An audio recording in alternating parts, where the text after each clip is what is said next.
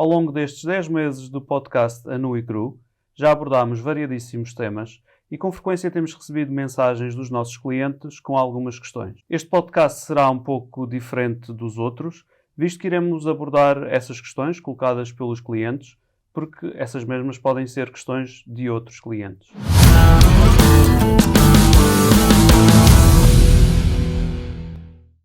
Olá Bruno, bem-vindo. Temos então aqui algumas questões dos nossos clientes para tentarmos responder da melhor forma. E vamos começar aqui com uma questão que recebemos de um cliente sobre o podcast em que falámos de separações entre casais. Portanto, a questão é a seguinte: imaginem que eu comprei uma casa com o meu namorado. Eu saí de casa, o meu ex ficou lá a morar. A casa ficou em nome de ambos, tanto nas finanças como no banco e no registro. Como ele ficou lá a viver, decidimos que ele ficaria a pagar a prestação, mas agora eu quero vender e ele não quer. Se for para tribunal, tem de vender e tem de dar-me a minha parte? E se arranjar outra companheira, em que situação é que eu fico? Ok. Portanto, a questão é pertinente e tem vários desfechos. Então, o que é importante aqui desmistificar? Aqui, por aquilo que me estás a dizer, o que a pessoa mencionou é que pediu um empréstimo juntamente com outra pessoa. Não cheguei a compreender se eram casados ou não, portanto essa é a dúvida que eu tenho. A partir de fala em namorado, pronto, poderia não ser casado. Então, teoricamente, cada um é dono de metade de uma parte do imóvel, ok? Portanto, aqui vai acontecer um de vários cenários. Portanto, o primeiro cenário seria entre eles verem se algum deles poderia aceitar o imóvel, portanto, ficaria com a titularidade a 100% do imóvel, e com isto, obviamente, o banco teria que aceitar que o empréstimo passasse na totalidade para essa pessoa. Aqui o banco vai ter que analisar se a taxa de esforço dessa pessoa, se sozinho suporta ou não esse encargo.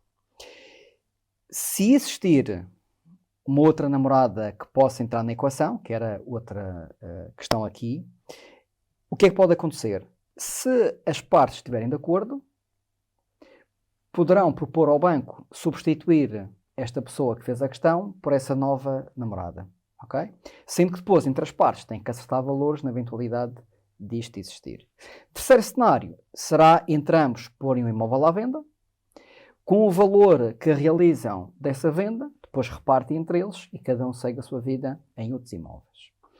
Se for numa questão para irem para tribunal, aí, então como é que funciona? Será feito o pedido de inventário.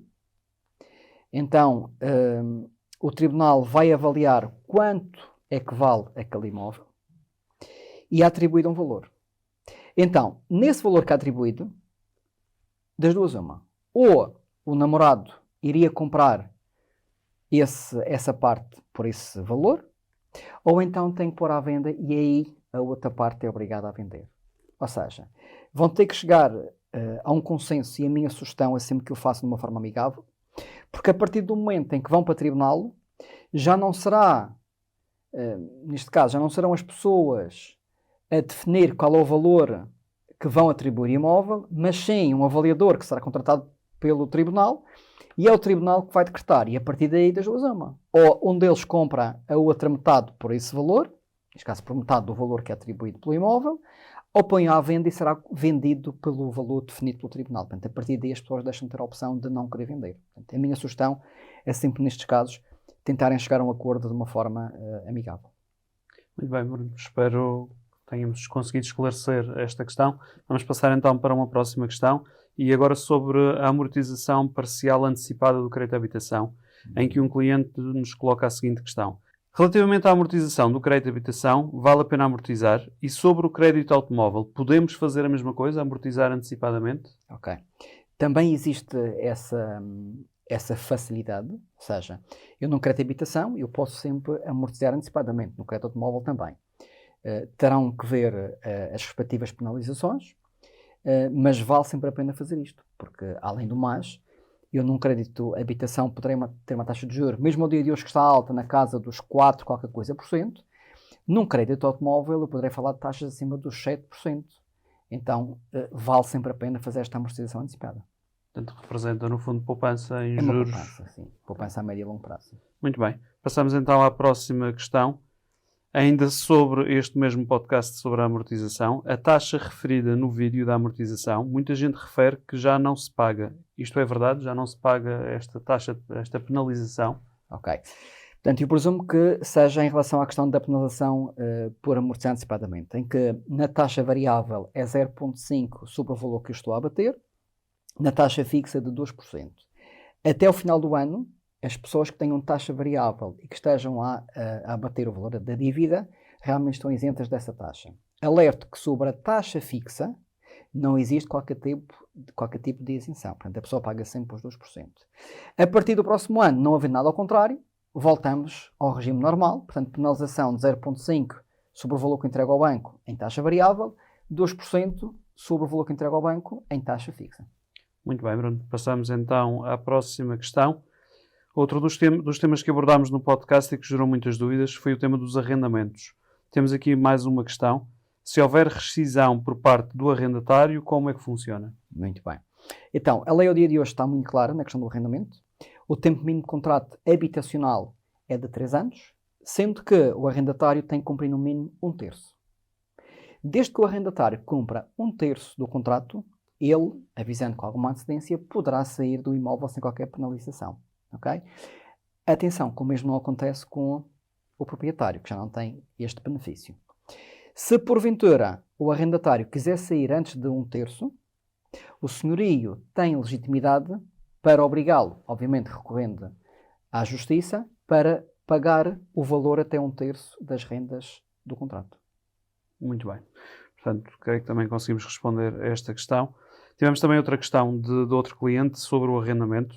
Em relação aos contratos antigos de rendas, por exemplo, não chegavam sequer a 100 euros, já podem finalmente ser despejados ou este valor de renda ser atualizado ou não é bem assim? Ok. Realmente não é bem assim. Ou seja, abri-se já aqui uma série de alterações que possibilitam subir a renda, mas não ainda para valores muito lá para cima. O que existia efetivamente eram arrendamentos muito antigos, em que o valor desse arrendamento não chegava para manter a habitação. Todos nós conhecemos situações dessas. A lei o que veio um pouco clarificar é que poderá haver alguma atualização dessas rendas. Contudo, o decreto-lei menciona depois os dados do Instituto Nacional de Estatística e tem que ser consultado esses dados para ver até quanto é que eu posso atualizar a renda. Portanto, poderá ser feita, mas nunca para os valores em que estão a ser praticados ao dia de hoje. Muito bem, Bruno. Como não existe 2 sem 3, tenho mais uma dúvida sobre esta questão. Este cliente diz que tem um contrato habitacional de 5 anos e estou a terminar a segunda renovação automática do mesmo. Como fica se o senhorio não quiser renovar?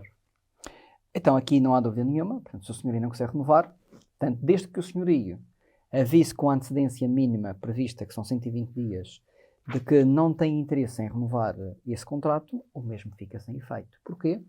Porque o tempo mínimo são 3 anos, portanto os 3 anos estão cumpridos. A renovação foi feita por igual período, portanto também dentro da lei, portanto, e neste momento está a chegar aos 10 anos. Aqui, desde que o senhorio avise com antecedência devida, o inquilino, infelizmente, nada pode fazer, a não ser encontrar um novo espaço para ficar.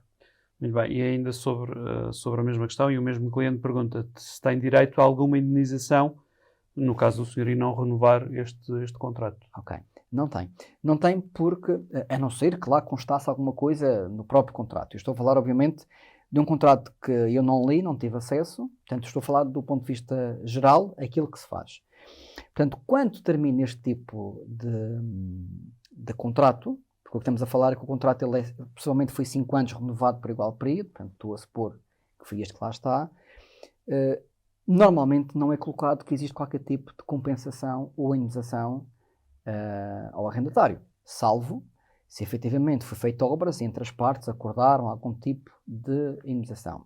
O normal é não haver nenhum tipo de indenização, porque o serviço basicamente o que é que era? Era eu pagava uma renda para o senhorio me facultar um espaço para viver, o serviço foi prestado, acabando o tempo que está negociado, portanto cada um segue a sua vida.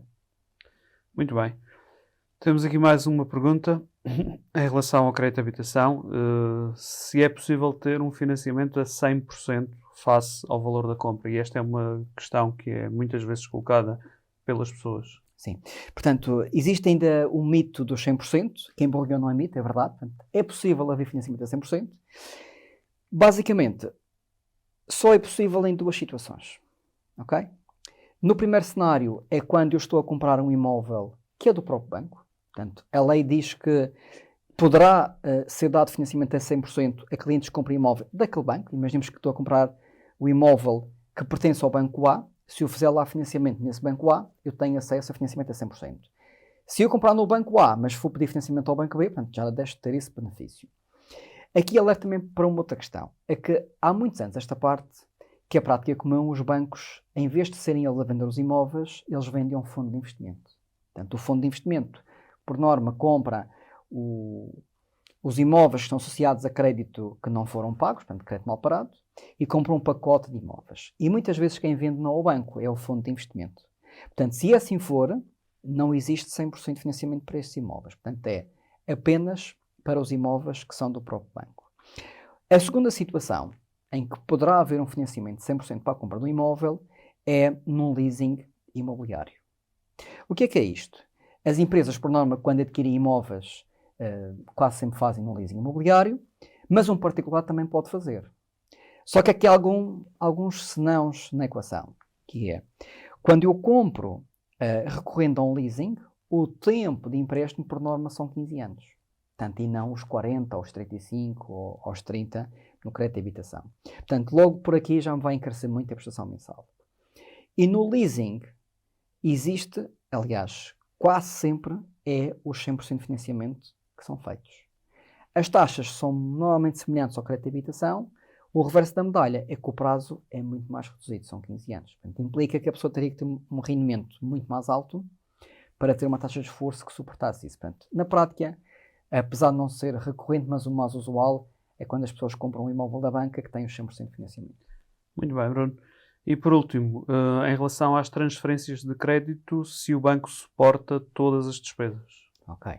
Normalmente, quando as pessoas transferem de banco A para o banco B, grande parte dos bancos, ao dia de hoje, possuem campanhas de transferência. Basicamente, o que é isto? São campanhas para captar novos clientes e, com isso, trazerem o seu crédito de habitação. E, neste momento, se calhar 80% a 90% dos bancos que atuam no mercado português têm campanhas de assumir o custo da transferência. O único valor, onde muitas vezes não é assumido, é quando o cliente no banco A tem uma taxa fixa, em que a penalização é de 2%, portanto, muitas vezes os bancos não suportam a diferença entre aquilo que seria o normal, que era 0,5%, e os 2%. Mas mesmo neste cenário, depende de banco para banco, porque já existem situações onde alguns bancos já estão a assumir este custo. Mas, de uma forma global, os custos são assumidos pelo banco que recebe esse novo financiamento. Muito bem, Bruno. Muito obrigado e esperemos ter ajudado a esclarecer estas questões colocadas pelos nossos clientes. Okay. Muito obrigado.